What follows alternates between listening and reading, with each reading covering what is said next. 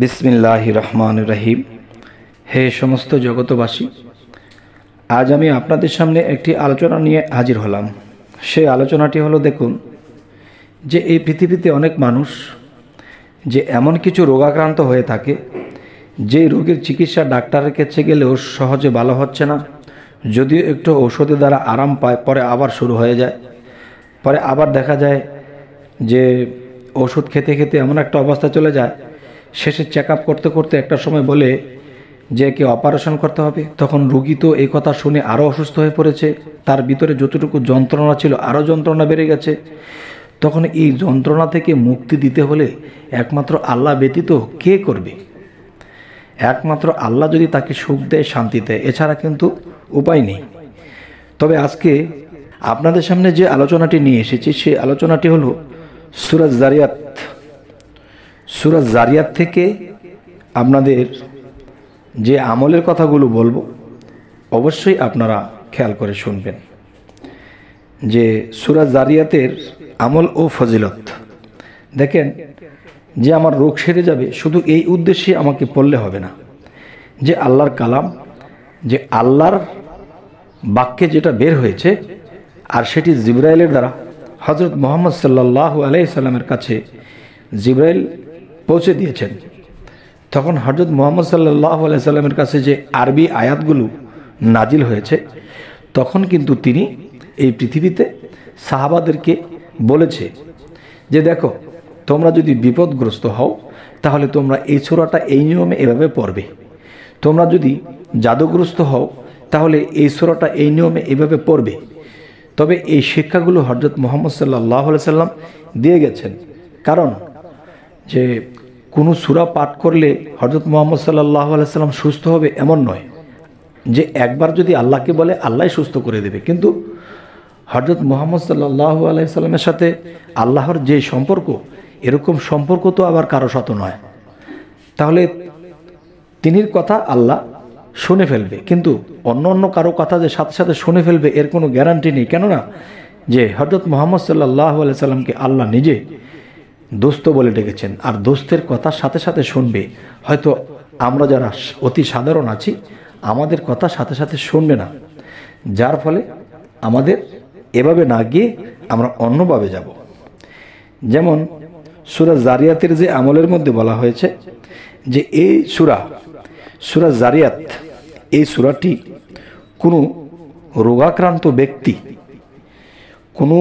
রোগাক্রান্ত ব্যক্তির নিকটে যদি বসে বসে পাঠ করা হয়, তখন সেই রোগীটা শরীরের মধ্যে আরাম অনুভব করবে এবং সে বিভিন্ন চিকিৎসা, বিভিন্ন বিষয়ে দৌড়াদৌড়ি করেছে, বহুত টাকা, বহুত অর্থ ক্ষয় করেছে, কিন্তু তার রোগের কোনো নিরাময় হচ্ছে না এবং দিন দিন অশান্তি বেড়েই চলছে। তখনই বুঝতে হবে যে ডাক্তারের ঔষধে যদি ভালো হয়ে যেত, হয়তো সময় লাগবে ভালো হতে, কিন্তু মানুষটি তো অসুস্থ ভোগ করতেছে, সে তো ঠিক থাকতে পারতেছে না। আচ্ছা, তখন অবশ্যই আমরা সূরা যারিয়াতকে লক্ষ্য করব, এর আমল ও ফজিলতগুলো আমরা জানব। আচ্ছা, তাহলে যে সূরা যারিয়াত এই রোগীর নিকটে বসে যদি কেউ পাঠ করে, তাহলে তার যে যন্ত্রণা অনেক লাঘব হয়ে যাবে, শান্তি পেয়ে যাবে। এই অসুস্থ ব্যক্তিটা তখন বলবে, কিরে, এত ঔষধ খেলাম, এত কিছু করলাম, কিন্তু এখন এই সূরাটি যখন আমার সামনে বসে পাঠ করা হচ্ছে, আমার ভিতরে শান্তি ভরপুর হয়ে যাচ্ছে।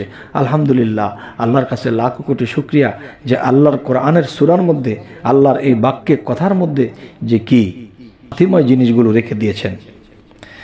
যাই হোক, এখন আরও একটি বিষয় আমি বলবো এই সূরা থেকে, যে সূরা যারিয়াত, আর এই সূরা 11 বার পাঠ করলে রুজি রোজগারে বৃদ্ধি পাবে।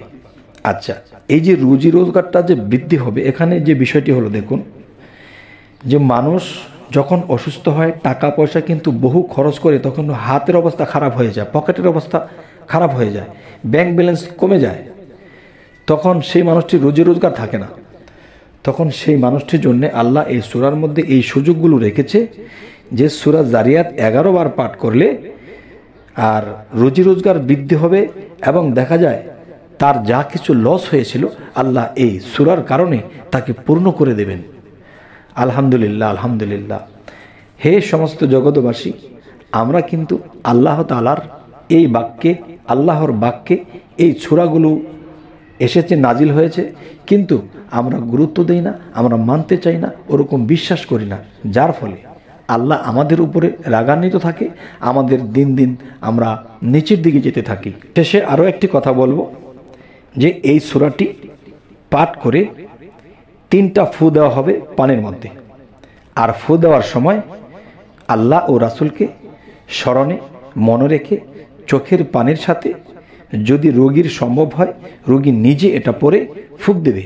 আর রোগী যদি এটা পড়তে না জানে তাহলে এমন একটা ভালো একজন সৎ একজন পবিত্র মানুষ দ্বারা এটা পড়াতে হবে, এবং পড়ানোর পরে তিনি এই পানিটিতে ফু দেবে। ফু দেওয়ার পরে এই পানিটি তিনি এমন একটা ভাণ্ডের মধ্যে রাখবে, যেটার মধ্যে রাখলে দেখা যায় যে সে পানি আবার বাড়ায় বাড়ায় রাখতে পারবে, পানি যেমন শেষ না হয়। এটাকে কমপক্ষে 7 দিন খাবে, এবং যখন একটু অসুস্থ বা একটু আরাম লাগছে না বা কষ্ট হচ্ছে, তখনই যেন তার সামনে সে সূরাটি পাঠ করা হয়, আর তার রোগ থেকে সে উদ্ধার পাইবার জন্যে তিনি যেন এই পানিটা বাড়ায় বাড়ায় রাখে, এবং সে কমপক্ষে 7 দিন এটাকে খায় 3 বার করে। আচ্ছা, এখানে আরেকটা বিষয় হলো, দেখুন যে এত টাকা পয়সা এত কিছু খরচ হওয়ার পরে যেহেতু ভালো হয়েছে না, তখন কি করতে হবে? তখন দেখা যায় যে এই সূরার উসিলায় যদি আল্লাহ আপনাকে সুস্থতা দান করে, তখন আপনি এতিম মিসকিনকে আপনি খাওয়াবেন, তাদেরকে বস্ত্র দিবেন, তাদেরকে আদর করে দিবেন, তাহলে আল্লাহ খুশি হয়ে যাবে। তবে আমাদের চ্যানেলে যারা নতুন, অবশ্যই সাবস্ক্রাইব করে নেবেন, যাতে পরবর্তীতে ভালো কোনো ভিডিও নিয়ে আপনাদের কাছে পৌঁছতে পারি। সকলেই ভালো থাকবেন। আল্লাহ হাফেজ।